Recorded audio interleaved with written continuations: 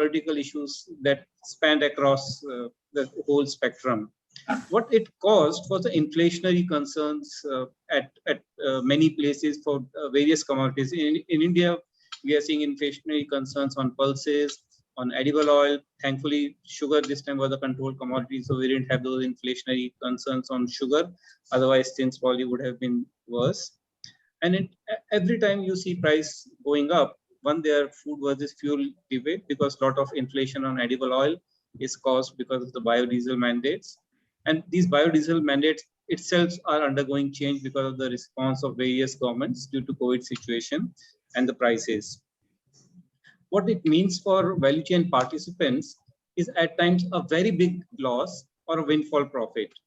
So it destabilizes their earning. And to me, even if you have earning which is too high, it means you are not managing your risk. You are taking some risk which is probably unaccounted for. It looks good when it's coming as a P&L, but when it comes as a loss, obviously the same risk you start crying, saying there's a lot of volatility and market is not functioning properly. But I think as commodity traders or as professionals, we also should be questioning when we see profit which is more than what is industry given profit. If you are earning that profit, that itself means probably you are not managing your risk properly. And it also means lower capacity utilization because of high volatility. If you're not managing your risk, you're not able to build your supply chain. As a result, your costs go out of sync. And at these prices, somewhere we are also feeling demand destruction. The bad news is this volatility will continue. Market will continue to be volatile. You are seeing policy changes in US, policy changing in US, changing biodiesel mandates. You have seen Brazil reducing their biodiesel mandate from B15 to B10. We have seen Indian Prime Minister announcing advancing of ethanol blending to 20% by 5 years. But we are now seeing whether Indonesia government will reduce their levy. And funds also are playing a major role in this rally. So with all this, volatility is not likely to come down. If at all, it will continue to drive the markets more in a more volatile manner than where we have seen. And even traditionally, when you reach a peak of a commodity, but I'm not saying that we have reached the peak, but towards the peak, you expect a lot more volatility. And the rumors which go along with the prices, they will also continue to drive volatility. And in this environment, risk management becomes utmost important. And to manage risk, first we have to identify clearly what are the risks. If I'm talking about agri commodities, price and quality, these are the two risks which probably all of us understand. But there are other risks like a forex risk if you are in import or export commodity, or even if you're not importing, exporting, but your commodity is globally linked, then you assume a foreign risk whether you like it or not. Then there are geopolitical risk, whether it calls for you to diversify your supply chain from one country to a slightly widespread sourcing, and the effect of pandemic it will continue to drive. So if I talk about Indian commodity companies, there are various options to hedge their risk. You have exchanges that are active in India. RBI is now permitted for you to hedge your risk overseas. But when you are hedging your risk, you have to also look at the risk efficiency. It should not happen that you are hedging the risk, but in hedging that risk, probably you are assuming more risk than what is required. So probably you need to do modeling, understand convergence, and as far as possible, go for the risk which sort of converges with your physical. No point having risk which is hedged at a platform which is not converging with the platform where you are acting physically. Mr. Bhaskar, is it time for me to stop? Yes. Yes. Okay, I got it. So I'll rest my case. Okay, and since I did not know whether Mr. Vipin Gupta was there, I didn't have the time to introduce him. He's the vice president of IVPA. Welcome again, though belated. Thank you. No, it was problem at my end. Our next panelist is from NCDX. He's the Chief Business Officer, Mr. Kapil Dev. Kapil, could I request you to make a presentation? Thank you, Mr. Bhaskar. Thanks, Vipin, and good evening, everyone. So while the context has been set by Vipin that markets are volatile, and it's not that this is volatile, abhi volatile hai. So I will mix both Hindi and English. Bhaskar ji, there are some comments that I know, I saw some comments. Yeah. Hindi mein baat kijiye wo. So commodities अभी नहीं, हमेशा से volatile रही हैं, और I think वही एक कारण है कि डेरिवेटिव्स मार्केट ग्लोबली डेवलप हुए हैं. तो अगर आप हिस्ट्री आप ग्लोबल मार्केट में देखेंगे तो इट्स नॉट कि अभी कुछ ऐसा हुआ है कि डेरिवेटिव्स मार्केट ने ट्रेडिंग करना शुरू किया है या अभी वॉलेटिलिटी मार्केट में आना शुरू हुआ है.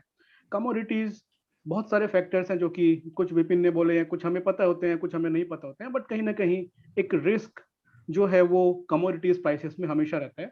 और ये मार्केट 200 साल पुराना मार्केट है. अगर आप देखेंगे तो जहां से ये शुरू हुए वो एग्रीकल्चर कमोडिटी से शुरू है. अगर मैं हम बैक में जाके देखें कहीं ना कहीं कि किस तरीके से ग्लोबल मार्केट, चाहे वो सी बोट है या अदर एक्सचेंजेस से शुरू हुए हैं, और तब से डेरिवेटिव्स जो हैं वो रिस्क मैनेजमेंट के लिए एक वेल एक्सेप्टेड ग्लोबल टूल है कहीं ना कहीं. और अगर आप ग्लोबल मार्केट में देखेंगे तो शायद हर सेगमेंट जो मार्केट का है, फार्मर्स हो, प्रोसेसर्स हो, ट्रेडर्स हो, कंज्यूमर हो, और अभी जो फंड्स हैं या बाकी जो फाइनेंशियल प्लेयर्स हैं वो आके इस मार्केट को एफिशिएंटली यूज कर रहे हैं. इंडियन मार्केट अभी 10 से 15 साल पुराना मार्केट है जो डेरिवेटिव्स में अभी डेवलप हुआ है, और 20 के लगभग कमोडिटीज हैं जो इस मार्केट में ऑफर की जा रही हैं. बट कहीं ना कहीं फैक्ट यही रहता है कि जो एक्सेप्टेबिलिटी है रिस्क मैनेजमेंट की, वो इंडियन मार्केट में अभी उतनी पेनिट्रेट नहीं कर पाई है जितना कि ग्लोबल मार्केट में ये है.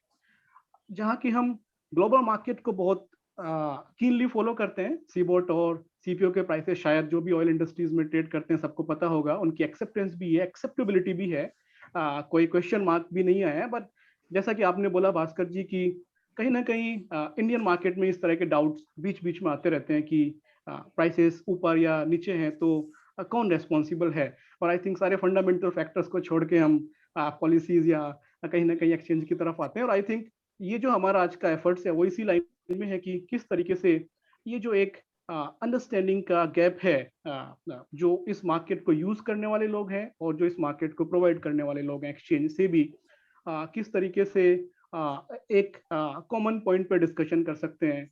क्या हम कौन से ऐसे पॉइंट्स हैं जो कि लोगों को कहीं ना कहीं ऐसा सोचने पे मजबूर करते हैं कि नहीं, हेजिंग हमें नहीं करनी चाहिए. कुछ विपिन ने कवर की है, कुछ रजनी ऑफ कोर्स करेगी अपने प्रेजेंटेशन में. और हेजिंग क्यों करनी चाहिए, छोटा सा पॉइंट प्रेजेंटेशन मैंने भी बनाया जो कि मैं जब सेकेंड टाइम में आप बोलेंगे, मेरे को टाइम देंगे तो मैं डिस्कस करूंगा. बट मैं यही बोलना चाहूंगा कि ये मार्केट बहुत क्विकली इवॉल्व किया है लास्ट 10-15 ईयर्स में. और अभी वो सब कुछ जो हम ग्लोबल मार्केट में देखते हैं शायद कहीं ना कहीं इंडियन मार्केट में भी है. कॉन्ट्रैक्ट्स मैच्योर्स हो रहे हैं और काफी हद तक हो गए हैं. स्पेशली ऑयल सीड्स की हम बात करें तो वेयर हाउसिंग इंफ्रास्ट्रक्चर काफी पहले से बहुत ज्यादा इंप्रूव हो चुका है. ENWR अभी के थ्रू ट्रेडिंग हो रही है. फार्मर्स का पार्टिसिपेशन इस मार्केट में बढ़ गया है. जो रेगुलेशन है, रिस्क फ्रेमवर्क है, वो काफी इंप्रूव हो गया है. डिलीवरीज जो एक्सचेंज सिस्टम में होती हैं वो काफी इंप्रूव हो गई हैं. और आई थिंक जो पार्टिसिपेशन है वो भी कहीं ना कहीं हेजिंग साइड से बढ़ रहा है, जो कि हम बाद में डिस्कस भी करेंगे. बट एज एन एक्सचेंज हम हमेशा ये बोलते हैं कि जो इकोनॉमिक रैशनल है वो इस मार्केट को होने का सिर्फ रिस्क मैनेजमेंट है, और वो भी उन लोगों का जो एक्चुअली उस कमोडिटीज में ट्रेड करते हैं. कमोडिटीज ट्रेडिशनली जो बिजनेस है वो हाई वॉल्यूम और लो मार्जिन पे ऑपरेट करता है. Raw material 80 to 90% of your output होता है. एनी वेरिएशन रॉ मटेरियल में आपके बॉटम लाइन पे एक सिग्निफिकेंट इम्पैक्ट डाल सकता है. फॉरेक्स में हमने फिर भी, अगर हम देखा जाए, अगर हेजिंग की बात करें तो सेम सेट ऑफ पार्टिसिपेंट्स जो हैं वो फॉरेक्स में शायद अभी बहुत एफिशिएंटली हेजिंग कर रहे हैं और कमोडिटीज में उतने तरीके से नहीं आए हैं. तो ये कुछ पॉइंट्स हैं जो हम आगे डिस्कस करेंगे. और होपफुली बहुत सारे ऐसे क्वेश्चंस हैं जो बार बार आते हैं पार्टिसिपेंट्स के माइंड में, उनको आंसर करने में हम होपफुली सक्सेसफुल रहेंगे इस इवेंट के बाद. Thank you, Bhaskar ji. I think I have done me 5 minutes. Wonderful. Thank you very much.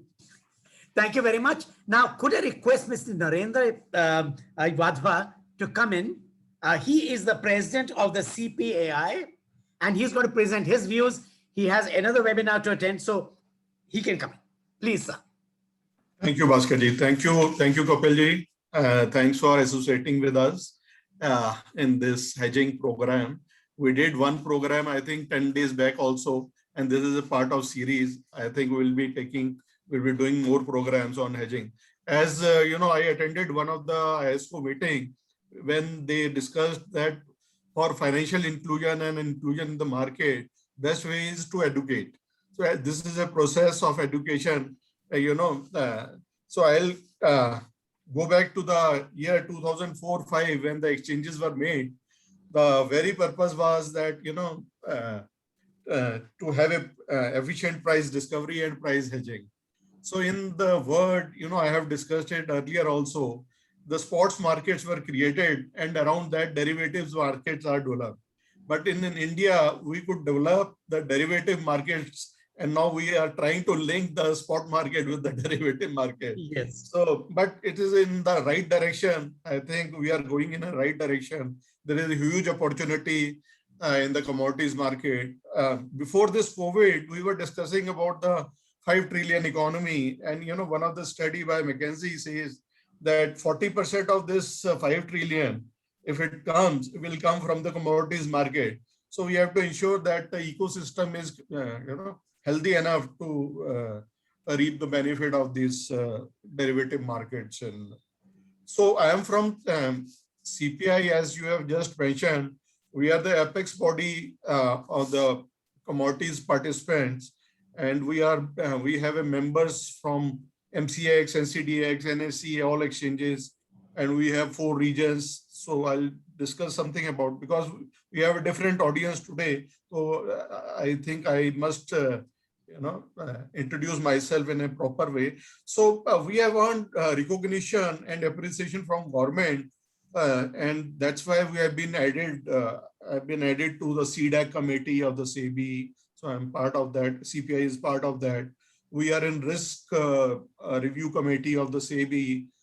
So we have a lot of representation in CDAC, risk management committee, and the committees formed by the government. And this is because, why we want to work with the all ecosystem, commodity ecosystem participant, so that, we realize the benefit of derivative trades. So we have seen, in a last 1 year or 2 years, there have been declining volumes in the commodities market, and it's a matter of concern for SEBI, because the very purpose of commodities market was to add these agriculture market, and agriculture market is seeing a downfall in the volume, and the potential is huge. Why we are not able to do it is a $1 million question. We have to deliberate and come out with this. And various participants have been added. Earlier, only financial participants were there. Now you have institutional players, PMS players are there, the FPIs are there, then AIFs are there. So these participants are there. In many of the discussion, people from SEBI used to say, for developing a market, we need 3 Ps. These are policy, product, and participant. All the 3 Ps are in place. Now we have to see that these markets are developed in a proper manner. And the best way to do is to educate, and include maximum of the participants. Price hedging, as Vipinji has also mentioned, Kapilji has also mentioned, we have seen a lot of volatility. We have seen the word which we have never seen in our lifetime, lockdown after lockdown. And the markets are, and the economy is opening up, but this extraordinary situation has come with an extraordinary price movement in the commodities because of these reasons. Today also government has just mentioned that they are planning to reduce the import duty on edible oils. So this will create a lot of price volatility. So as a processor or as an importer, we have to see that we protect our main core business. In this price risk, we have to hedge. So these are very important markets. Going forward, we have to educate that this hedging has to be there. And being in part of CDAC committee, there is a discussion that whosoever in the system is borrower from the banking system, banks will ensure that the borrowers who are who have exposure in the commodities market, they hedge in the market. especially in the domestic market. So going forward, I think huge potential, and let's see what happens. Thank you, Bhaskarji. Thank you very much. Thank you very much, and all the best for your other webinar. Yeah, thank you. We have our fourth speaker. I'll join again. Oh, you're joining us again. Brilliant. So you'll be there for discussions. Yeah. Thank you. Great. Can we have Rajani Panikar? She is the Vice President Commodities with Phillips Capital. Rajani, we're waiting to hear from you. And what you could do is after your 5 minutes, or you could just proceed seamlessly into your presentation. Right. Okay, thanks. Thank you, Bhaskarji. Good evening. A very good evening to all the co-panelists as well as all the participants. It is indeed very encouraging to see that on a Friday evening, we have about 70 participants who have joined us. We will definitely try to make this webinar worth their time. Like you have told me that, there is a small presentation that I'll be making. So I will just request for a share screen. Just bear with me.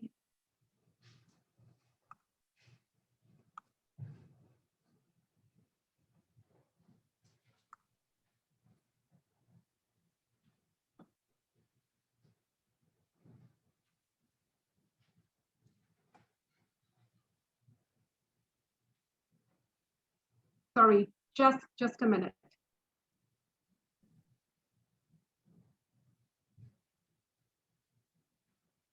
Yes. Just a minute. Is my slide visible? Your slide's visible, but if you put F5, then the side panel will disappear. Yeah. I'm just getting onto the slideshow. It seems to be a bit.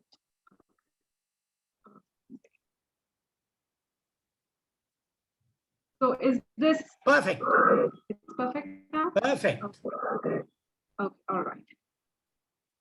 Okay, great. So because I might experience some kind of connectivity issues, so I'm just requesting to switch off my camera so that, we don't have any issues when I am giving the presentation. I hope I have your permission. Oh, yes, please. Though it's sad, I can't watch your face. Thank you.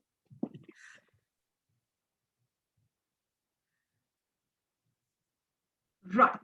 So along with my introduction, I will also be making this presentation that I have here. And I think I will take up my presentation from where Vipinji left, saying that, commodity price risk management is important. And the reason for that, as has been discussed by Vipinji, Kapilji, as well as Vadvaji, is because of price volatility. Now, when it comes to price volatility, fortunately or unfortunately, nothing ever changes. It will always be volatile. And I have a slide or so to show that it's not just this year. The volatility has been there ever since we've been trading these markets. And I guess everybody can vouch for that. You don't have to like it, but you definitely have to manage it. And it is important to manage it because that is what will protect the business environment, the business enterprise from unfavorable price volatility, from the working capital variability, if there is price volatility, and business margin variability. Now, all of the above three are key goals for any business. So that's why, given the price volatility, that is why the importance of price risk management cannot be overstated. It is definitely pertinent. Now, this is, for most of the participants on this call, the key input is soybeans, RMC. So what we have done is we have taken this chart, and a chart, as it is said, that a picture is worth more than 1,000 words. And this chart establishes just that. The soybean price variance in a month from the average traded price, when you annualize it, has been in the range from 2% to as high as 8% recently. And this has been, everybody has been talking about the recent volatility. But even if you go back to 2019, even if you go back to early 2020, even if you go back far back as 2018, it was still as high. The annualized monthly volatility was more than 6.5%. So the fact is, which I was emphasizing before, is that prices will remain volatile, and such kind of variance is sharp, and it is sharp within months as well, as you can see. And this is what makes predictability of working capital requirements, business margins, an ongoing challenge. So what do we do? There is, of course, which is what brings us to price risk management. Now, before futures, it is not, as discussed, it is not that price volatility is a new feature. It has always been there. So one of the most common price risk management is to buy in stock. It locks the purchase price. There is, of course, no protection for a price decline, but the working capital requirements for such a strategy is huge, and therefore it is expensive. What is the other price risk management that is mostly prevalent? It is the forward contracts with trading firms, which again locks in the price without owning the stock. It is more capital efficient than buy in stock, but of course the counterparty risk remains. It is usually seen that forward contracts are for shorter duration, which is what brings us to what could be a possible third strategy. So the pie chart right now shows all the two strategies that we discussed, traditionally used stock, buy in stock, forward contracts, to what is a third strategy, which is buy futures. We could also be doing the same with an option contract, but unfortunately, they're still not very liquid in most of our commodity exchanges. So a futures contracts, as most of us already know, so I'll quickly run through it, gives you most of the benefits that a buy in stock gives, that a forward contract gives. It gives you insurance against price risk, but it is definitely more capital efficient than buying and stocking. It takes away any kind of counterparty risk, which is there in a forward contracts, because these are exchange cleared mechanisms. And it definitely is more capital efficient because these are margin based contracts and there is no full payment that is required. So a futures contract in principle fulfills most of the requirements of a buy and stock of a forward contract in a much more efficient manner. So all strategies have no insurance, most importantly, against a price fall, which is okay, because if price falls, then there is always a welcome development, because the hedged quantity is smaller than the unhedged quantity. And therefore, the unhedged part of your portfolio, which you're not hedging, will more than offset the price decline of a hedged portfolio. The biggest problem, which is what all the panelists have discussed, is that in this price volatility, when there is no hedge at all, whether it is buy in stock, forward contracts, or futures contract, when you go ahead conducting your business without any sort of hedge, then I think such participants have immense faith in the power of God, that only good things will happen to them. Raw material prices will always fall, and end product prices will always rise. But as most of us are not experiencing such windfalls, we therefore have to move into understanding price risk management through a futures contract, which is what my discussion today will prevail upon. So when it comes to price risk management, though Vipinji said that there are various risks associated with commodities, price, quality, but of course, I think it all boils down to that all underlying risks with commodities do get captured in the price, whether it's about a duty risk, where you see if there is an announcement, just a flash, you see the immediate reaction on price. There's a weather risk, you see the price getting impacted. So if price risk is managed, we can with confidence say that it is equal to managing all of the underlying contracts, all of the underlying risks, sorry. And this is why futures contracts are important, because the futures contracts perform two roles. They give us a price discovery, which helps us to take informed decision. And most importantly, through this price discovery, we can do price risk management. Quickly, if we go to, before we come to a case study of a price risk management strategy that we carried out in the recent future, there are certain quick few rules about price risk management. Yes, you need to hedge, but even when you hedge, as Vipin correctly said, we also have to evaluate whether that is a correct hedge. Is it actually over hedging? Are we using the correct instruments? So no matter whichever tools we use, it is important to develop a logic-based market perspective, and that should be the first step. Definitely, emotions should be removed from decisions. Like the tagline in this picture, purchase decisions shouldn't feel like we are rolling a dice. We should have a defined purchase policy as to what amount of input raw material will be hedged through buy and stock, or through a forward contract, or through futures. Which is what brings us to the second rule of price risk management, which is how do we arrive at this optimal decision? I mean, how do we decide that it is the right time to hedge? When is it that it has to be hedged? For that, it is very important, as Kapil was saying, your raw materials are more than 90% of your processing cost, of your working capital cost.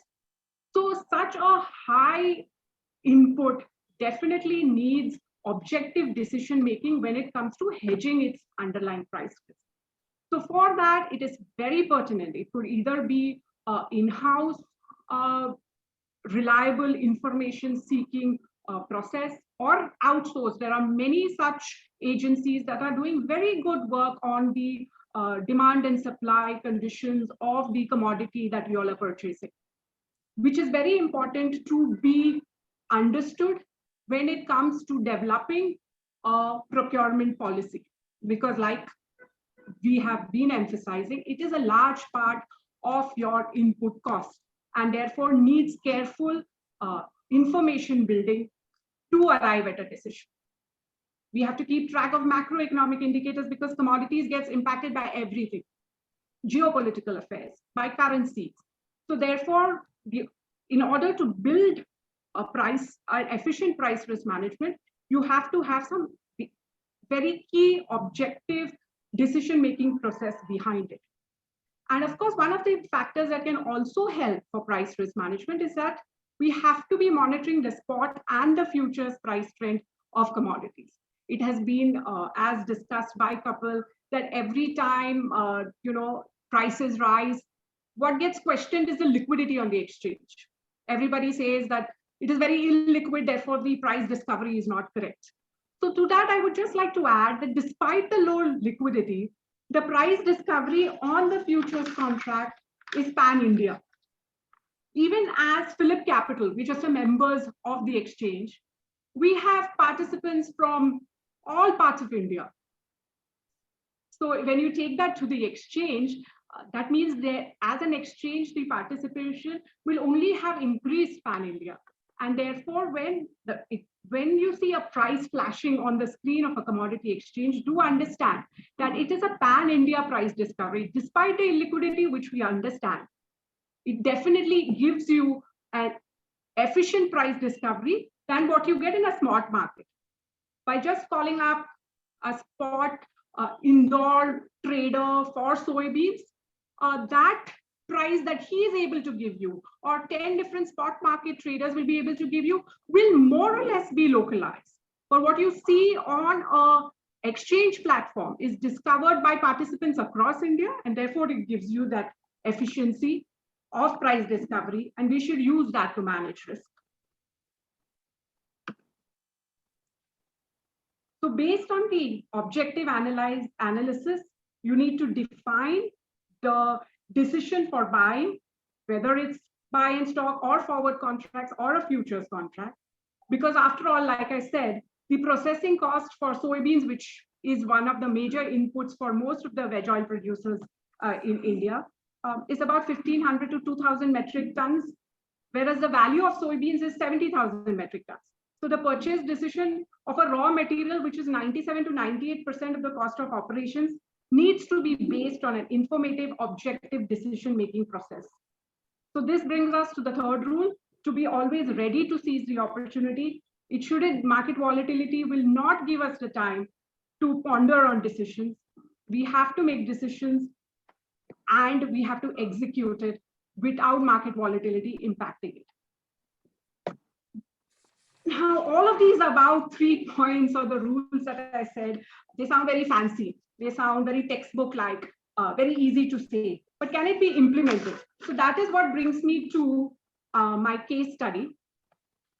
Now, this is a strategy that we implemented for a soybean crushing plant who came to us with mostly half the work done.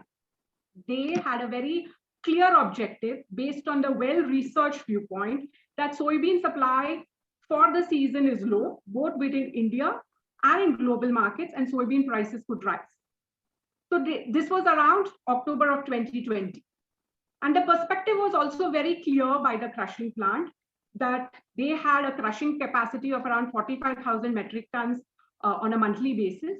They wanted to hedge 20% of their monthly crushing capacity with soybean futures because it was more capital efficient than buying and storing. Now, we advised the following strategy, which removed emotions out of the hedging strategy. We call it systematic futures plan or systematic futures purchase and systematic futures exit. Now, what is a systematic futures purchase? It is much more simple than the way the word is coined. It simply means to purchase a predefined futures contract for a predefined quantity at a predefined time period. Now, since the plant wanted to hedge 8,800 metric tons of soybeans, we advise that the spot futures month plus 2 months ahead should be the best futures contract to lock in price because it gives the longest duration of a price locking facility with adequate liquidity. I mean, even if you're not getting it at this point, don't worry. There are calendars that I have placed in the slides ahead, so it will get easy. But simply put, it was just about buying a predefined futures month, which at that point in time we advised should be so that came to us around in October. So the hedging was to begin in November. So it was like in November, you should buy January futures. What was to be purchased? When was this purchase supposed to be done? So the predefined time period was that you purchase it daily, a 2-month futures contract. And what was the quantity? It was already known 20% is what they wanted to hedge. So we simply divided by the number of trading days in every month. We advised a similar thing so you purchased your futures, when do you exit? So for exiting also, we advise what is called as SFE, which is a systematic futures exit. So you liquidate positions of the contracts that you have purchased in a predefined quantity at a predefined time period. Now, this is how the SFP and the SFE calendar looks like. So for ease of understanding, this is how it is structured.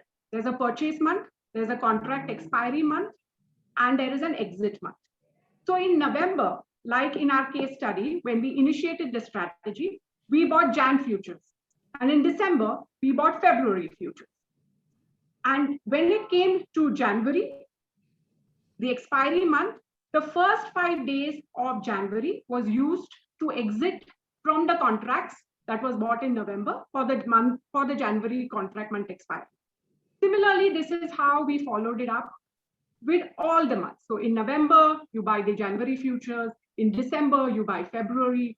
In January, you buy the March contract. And when March comes, the first 5 days of March, you use that to exit out of your March contract that you purchased 2 months ago. Now, this is how the the actual calendar looked like. So what we advised is that in November, you purchase every day 460 metric tons of soybeans on all working days, as there were 19 working days. So 460 purchased every day till 18th, gave the plant a purchase of about 8,280 metric tons. And on the last day, whatever, on November 27th, whatever difference was there, we added up. So by November 27th, the plant had a firm purchase price of 20% of its requirements that was to be purchased in January by paying just around 10% of the value with no storage cost and no counterparty risk. Now, this strategy of price risk management can only be facilitated by a futures contract. If price falls from here, which is what everybody's concern is, then as I explained earlier, the remaining 80% which the plant has not hedged will more than offset for the loss that the 20% hedge might give. But in a price rise, we will all see what and how the plant was able to ease the variability of the price rise. Again, in December, it was a 20 working day. So 8,800 divided by 20. So every day we bought 400 metric tons. By the end of December 31st, he was able to lock in a futures. He was able to lock in a price for February in December 2020 itself. And all this was achieved without emotions play. It was not like when prices are rising, should I buy more? When prices are down, should I stay aside? It was defined what is the quantity you will buy. It was defined which month you will buy. It was defined when you will exit. So in January, there are two things that is happening, which was not happening when we started buying in November and December. In January, for the first 5 working days, as you can see, we not only bought the March futures, but we also started exiting the January futures. So, a typical January day till about the 7th of January for the plant looked like buying 440 metric tons of March soybeans and selling 1,760 metric tons of January soybeans, which was purchased in November. So by Jan 7th, the plant had crystallized mark to market from its hedging strategy, which could be adjusted against the soybean spot purchase in January, clearly fulfilling the rule of hedging that when you cover in the spot market, you have to exit the hedge trade. So, yes, Bhaskarji, is there anything? Okay. So clearly, I just bear with me for a few more minutes. Clearly, for a Friday evening, this is like too much of number crunching to do, but please bear with me. I'm nearing the end of the presentation, and it is in fact very important to understand what we were able to do with the systematic futures purchase and exit. Now, as you can see, the first column is the futures month that we purchased.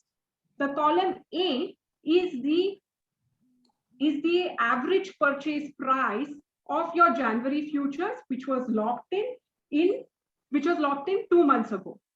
So when I'm talking about 4,395, this is the price of the January futures that was locked in by November 27th itself. When we come to column B, this is the exit price of the January futures. So when we exited the January futures in the first 5 trading days, this is the exit. This is the price at which we exited. What I would like to highlight is all this is the NCDX futures, and of course the spot price, what I talk about is the NCDX coal spot price. So all of these numbers are traded prices. It can be cross-checked because it is there on the public domain. Column B, like I said, is the exit price. Column C is the profit and loss from your purchase and your exit. Very simple. It is your selling price minus your buying price. Column D is the soybean spot indoor prices. This is the average for the first 5 trading days of January, because obviously you exited on the first 5 trading days. So for a comparison with how the spot price movement was, you take the same first 5 trading days. So in January, the first 5 trading days of spot indoor price was 4,700. Column E is the adjusted price for futures. So how do we compare that? How much did my purchase price come down by? For that, what we do is we take the spot price, like I said, column D, and you minus it with the futures gain, because futures are made a positive mark to market for you. And therefore, your adjusted for futures spot price is 4446. What is most important is what we have been stressing, that when you do price risk management, you are trying to remove the variability or the unpredictability of price. So because you were able to buy January, because you were able to lock in your January purchase price for around 20% of your raw materials at 4395, you were therefore able to sell it at a price along with your spot price movement. Thereby, your net purchase price after you adjust for your M2M gain is 4446. So there is a variability of only 1% compared to what you fixed 2 months ago. Now, this is a huge benefit when it comes to, like we shared earlier, whether it's about predictability of your business margins, predictability of your working capital requirements. And this 1% also is nothing but the basis. That is because, as you will see here, that your futures you were able to exit only at 4654, whereas your spot indoor price was 4705. So your futures did not move as much as your spot prices moved, but still it did participate by giving just a variance of 1%. In the next few months, like I said, all of it, the actual traded price. So the February futures that you bought and you exited, when you adjust that to all of your purchases in the spot market, like Vipinji said, it's very critical that your hedge has to align with your spot purchases. Otherwise, it's not a hedge at all. So when you we are running out of time. Yeah, quickly. This is like my second last slide. Second last, because we've already run into discussion time. Yeah, so pardon me? We've got into discussion time. We've already exceeded by 5 minutes. Oh, okay, all right. So can I just finish this slide there? Yes, please. Yeah, so as you can see, that the variance from the hedge price was only about 1 to 4%, whereas if you had not hedged, then you would be experiencing price gain of as much as 7%, and in the month of May as much as 42%. For the 6-month period, the mark-to-market gain on the hedge portfolio was around 42 crores. But then what we would like to emphasize is this, that it is a zero-sum game. The plant soybean spot prices increased by about 51 crores during the 6-month period, but this got offset by the mark-to-market from the hedge.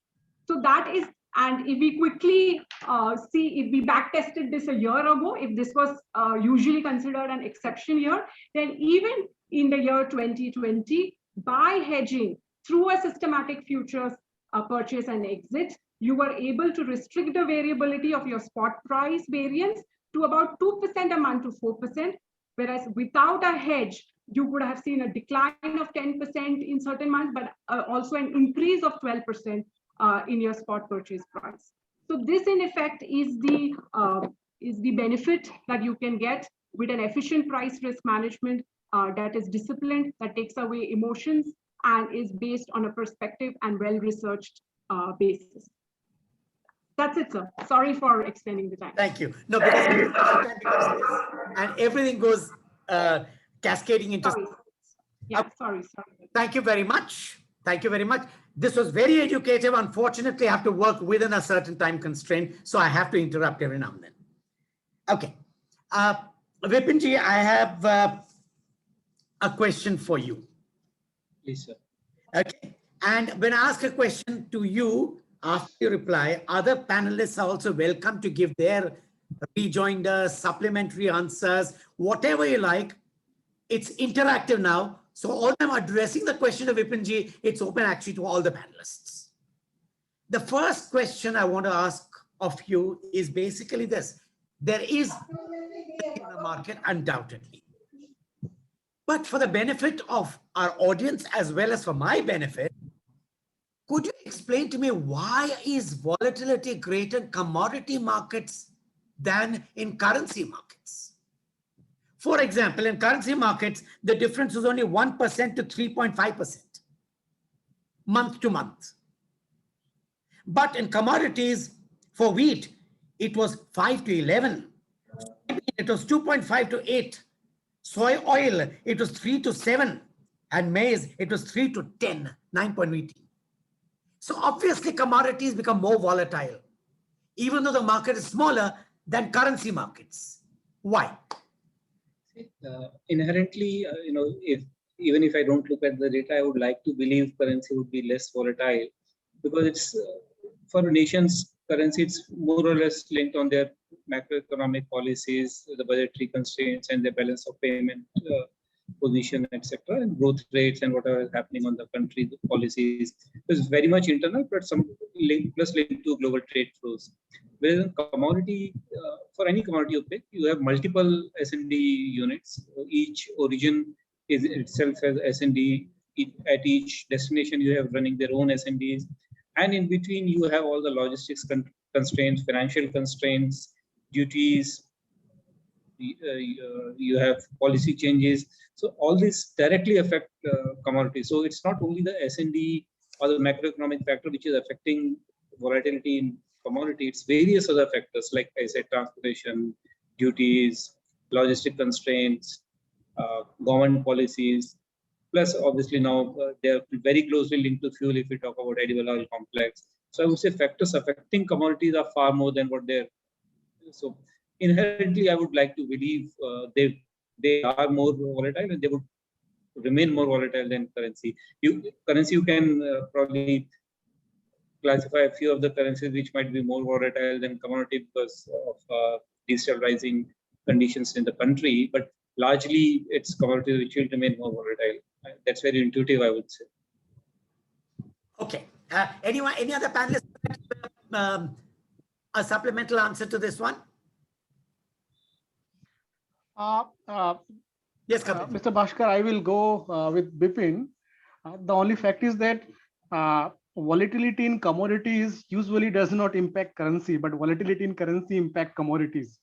So that is also an important factor to understand, that what happens in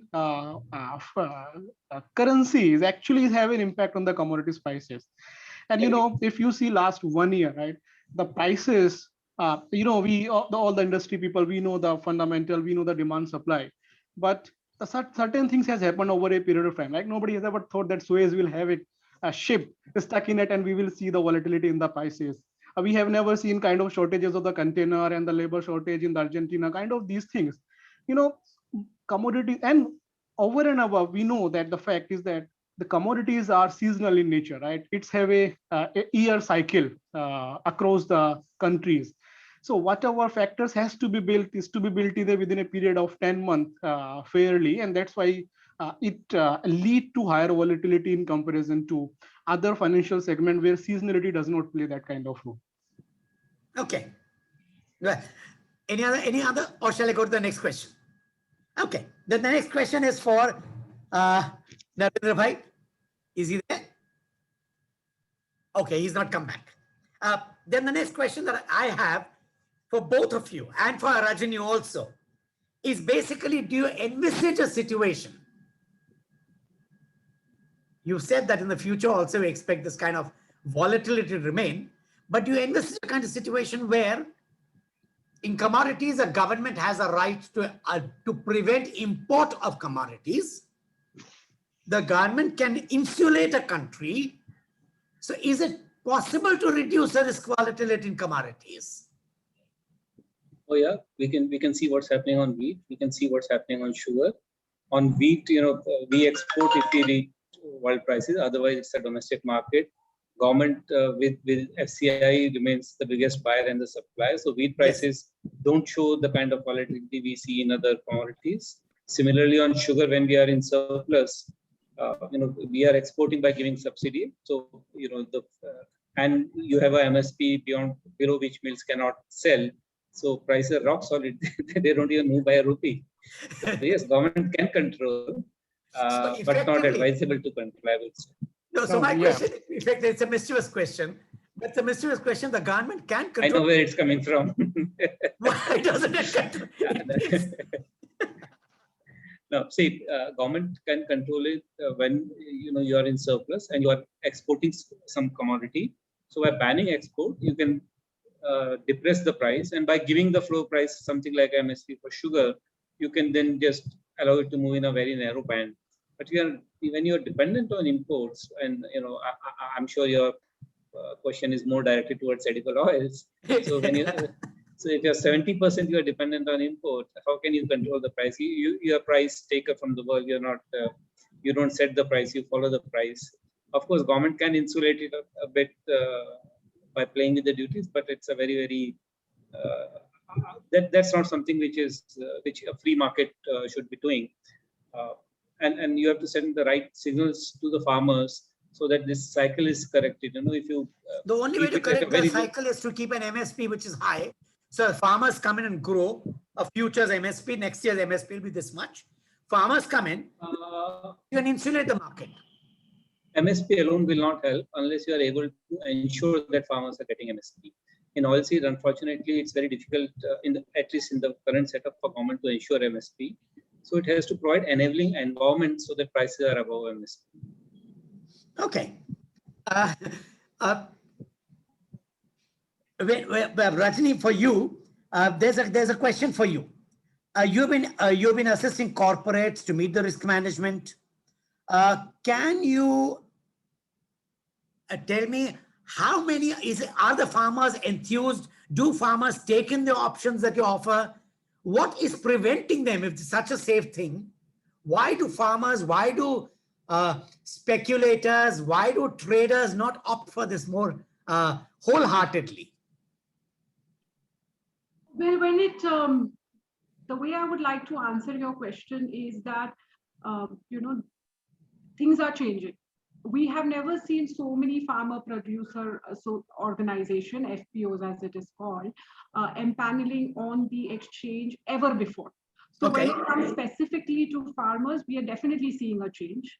We've had this season farmers actually buying put options, aided again through NCDX funding, which was in turn funded by SEBI, but they still registered with a broker, they still participated by buying a put option. And of course, prices of chana rallied, so they did not have to exercise that put option. So on the farmer side, there's definitely a change.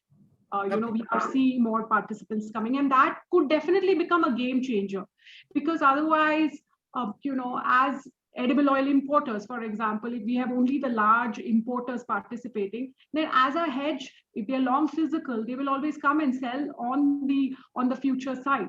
We were not getting the other participants, which of course now is increasing. We have financial institutions, as you said, we've got mutual funds who's participating, deep pocketed. It will therefore bring about the other side, which could be fundamentally driven. We're not just here by, like the importers, to hedge price risk, but those hedgers will get the liquidity by increasing the participants there. There is a lot of work that is being done. It's just about being patient enough and to send the right signals that, this is a market that will stay. This is a market that cannot be speculated at.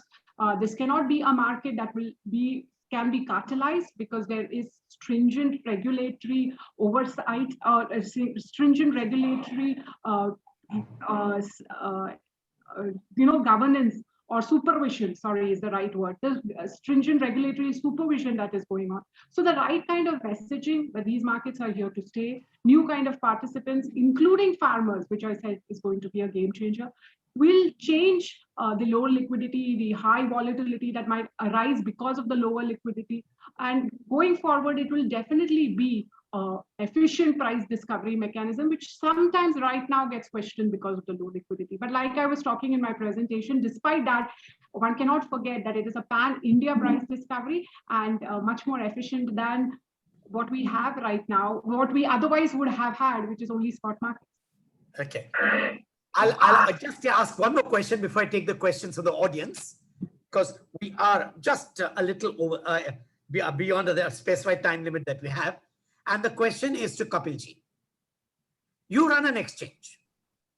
Now, because you run an exchange, would one of the strong signals for hedging be possible if the government made it very clear, henceforth there'll be no banning of trades, henceforth there'll be no closing of exchanges, thereby preventing traders from becoming lobbyists and going into hedging?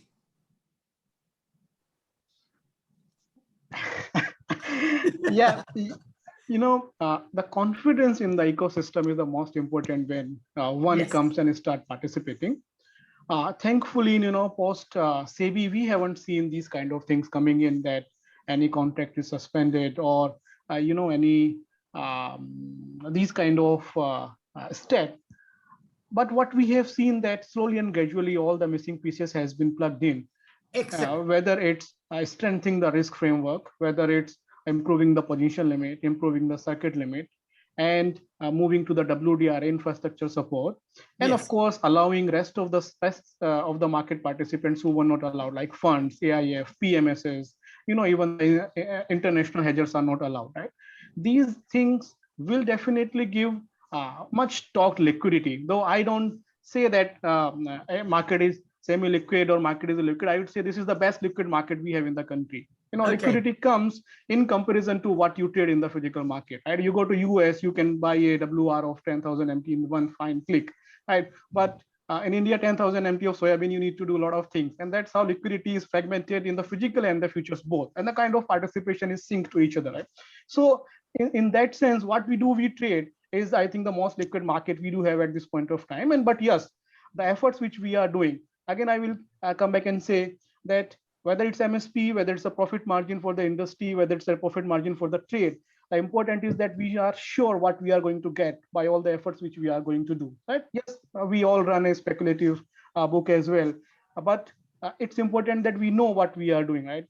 For me, even for the farmer, it is important that what they are going to get while they harvest this crop, right? Not what they expect. And that's Correct. what we as an exchange are pushing. And similarly for the processors, Bipin is the classic example. Means I have ever seen him in the most active hedgers on Indian exchanges and maybe global exchanges. And I think the importance of hedging, no one can put forward better than him. If you see the another side of this market, right, the where the risk management tools are not so good, we don't see that kind of organized participation in the commodity trade, right? Yes. Whether it's there is no risk management tool, maybe if Bipin, definitely I will request him to speak on this. When we have a futures, liquid futures kind of exposure we can have in the physical market, I will be much more comfortable in comparison to commodities where we do not have a futures and risk management tool. And I think that is something which itself says how important risk management is. So as an exchange, we do see now a lot of stability. Yes, markets are volatile. We are only 15, 16 years old. Rest of the markets against which we are being compared are 100-year-old. So I think that journey had just started. Slowly and gradually, this risk management on the business side will improve. I think COVID has made us all learn that what importance of health risk management is there. The kind of insurance we have seen, 300% growth, 400% growth, is humongous. We know now the protecting, we know the best practices on technology side, on the inventory management side. But I think on the risk management side, we are not yet looking that seriously. But I think the efforts we are doing, efforts CPAI is doing, Badwaji is not here. But CPI, again, I would like to make one comment that they are the bridge in between regulator, which is primary, SEBI and exchange, and the clients. And that's why their role becomes much, much larger. I think success of currency goes to market intermediaries like CPI and other members. And similarly, these joint efforts are being put forward for agriculture market as well. Brilliant. Can I take a couple of questions in the audience, because then I can accommodate everything within this time slot. Any questions? Please raise your hand.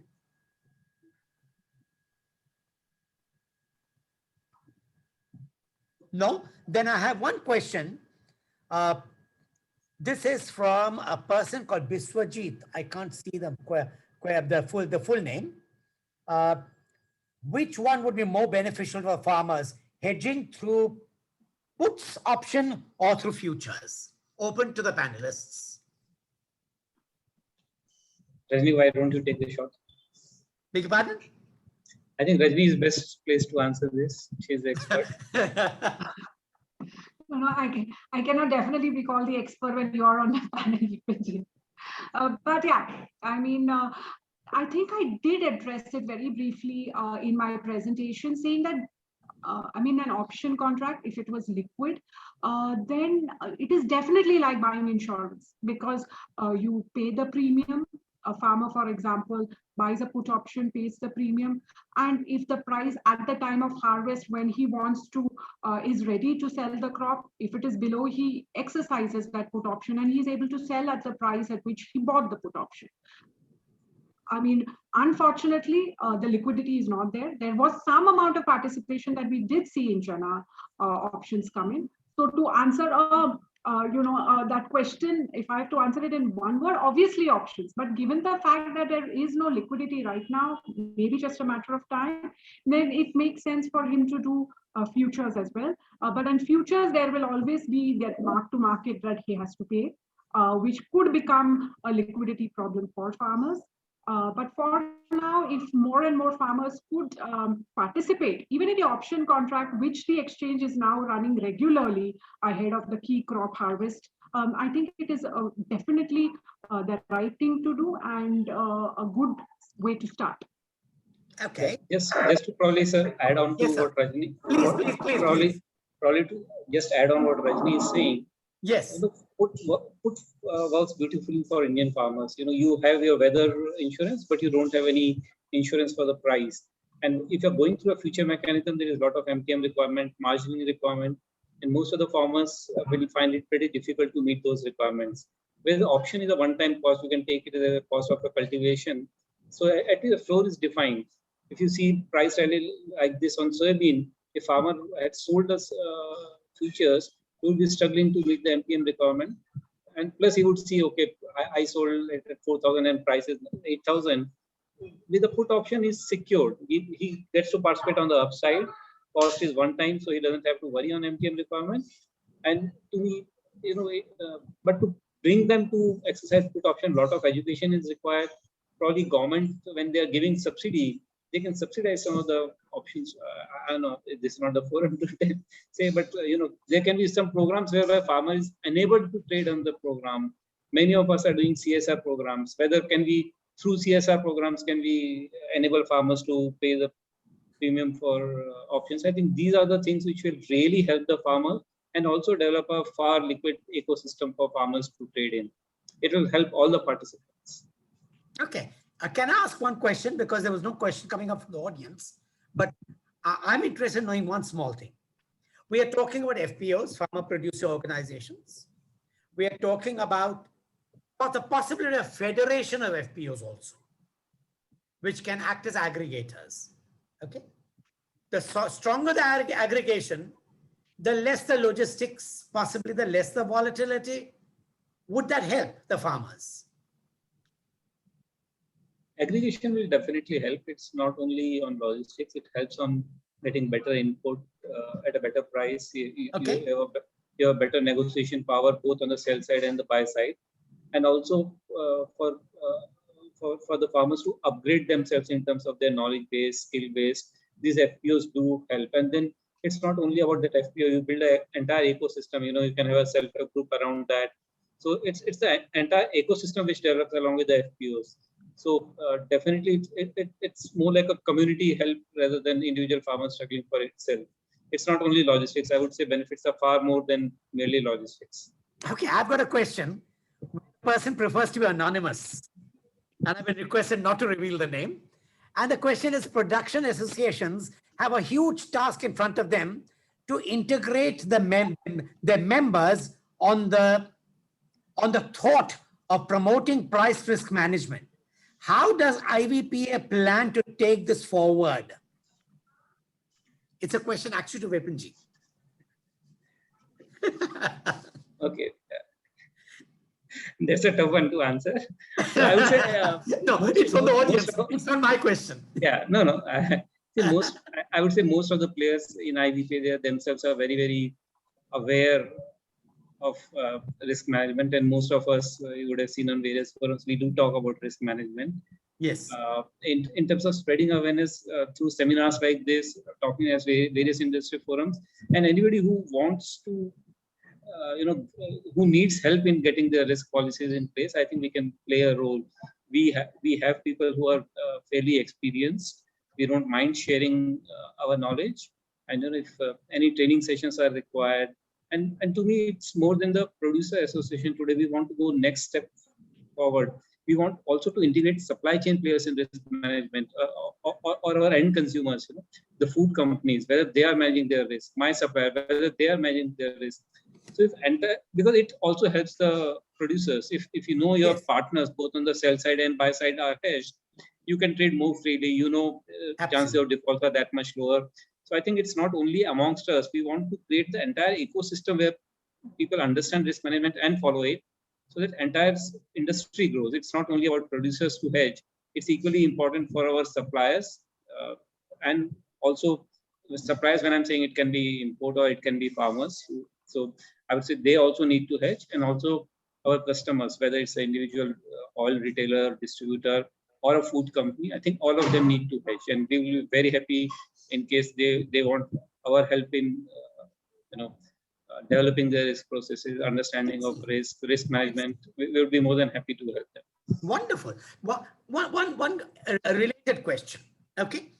Now, just like you're talking about put options, if the MSP were done through the commodity exchange, that the government agrees to buy, let's say, soybean at this price, and your put options can be done through the commodity exchange MSP. Is that possible? I can start and then Kapil can add. To me, if government comes as a single buyer, it will lead to a situation like FCI, where wheat prices define and there is no volatility. Okay. Because there is only a single buyer. You need multiple buyers to arrive at a price. Otherwise, it's MSP, and entire year you will trade at MSP. No, the only thing is, if the MSP becomes a benchmark, and the traders have to buy it above that price. So that also legally you cannot buy below MSP today. Legally, reality it's not legal. No, so that will continue to happen. So I think it's better that government persuades farmer to buy put options, enable them to buy put options, so that at whatever price they want, they can buy put options, and part of their MSP subsidy, if they want, they can divert in this. Brilliant. In a way, they will get the same results, but through market participation. Excellent. Kapilji, your thoughts? Oh. I don't know why exchange come into the MSP thing, but yes, I would rather say now we have tools, which can replace the traditional practices to protect the farmer, right? We have seen, 10 years back when there was a huge rainfall and a hailstorm, government departments were doing survey and compensation were being given to the farmers. Now with weather insurance and a crop insurance, we don't see now that thing happening, right? So there is a huge shift, changes are happening the way farmers are, the government is trying to reach to the beneficiary for various schemes. Unfortunately, on the MSP side, that has not been seen yet. Maybe we are very much prone to food security. We are very sensitive about the prices. But the fact is that, yes, if we want to make farmers really, really profitable, I would rather say the profitability should be decided by the farmer, what I want from the crop which I am growing. And I think put option is the best thing. It may be better than MSP. Why MSP, right? Soybean farmers have realized 6,000 rupees. So if there was a commitment and agreement that I will buy at 33,680 or 3,800 rupees, the MSP has no value. It's a market-driven thing. Brilliant. Right? So actually that is something which is important thing. And second, there are various committees, various discussions, PM, ASHA and everything. VP knows it. The commodities where we see governments, intervening beyond a certain scale, of course, like the private trade goes on a toss, right? And the commodities, like wheat and sugar has huge potential. We are sitting on a kind of a stock of 50-60 million ton extra surplus. The government against buffer, we are the better placed for the international market. We can establish ourselves a global supplier, but we can't do that when there's a lot of things are associated with it. So it's better, I think, it's the time that the farming has to be profitable irrespective of the crop. I think the per unit profitability is something now we have to talk going forward, and the crop planning and everything needs to be done on the micro level by the states. So that's how I personally do see. It's not like what NCDX says, but I think now it's the time to move on to the more modern market driven tool. Well, believe me, this session was useful for me because I understood better what hedging means and what puts mean. Thank you very much for educating me. I'm sure the audience will also be the same way. And we have with us Sandeep Jain, who's the chairman of the CPAI. I'd like him to make the closing remarks and give a vote of thanks. Sandeep ji, are you there? Yeah, very much there, very much there. Good. Yeah. First of all, I must compliment Mr. Bhaskar that your smiling face really put in so much of energy into the whole webinar. And somehow, I really feel that, the kind of energy you were actually interacting, you made the session very interactive, and the whole topic is actually very technical and a very tough one also. We have been, the regulators, all the brokers, we have been talking about price discovery and hedging, and we do lots of seminars and webinars, and still people don't understand hedging that easily. People come to this platform for speculation only. Though speculation is also a part and parcel of the whole game. Whole process. Somehow, we really want hedgers to be on the platform, and it's a great initiative. And as Mr. Kapil Dev, the name says it all, he's the captain of the commodities nowadays, and NCDX, he's the chief and products. So I really thank Mr. Narendra Wadhwaji also, President Sipai, Mr. Vipin Gupta, he has been answering the questions so well, Vice President IBPA, and Ms. Rajni Panikar Lambe also, Vice President Commodity Head and at Phillip Capital, for your intelligent inputs. So thank you so much, everyone, and thank you so much all the attendees for giving a patient hearing. And once again, thank you so much, Mr. Arun Bhaskar. It's a pleasure, and I'm glad to see you at least through the screen. Maybe the pandemic is over. I'll come over for a cup of tea. Yes, surely. It's a pleasure.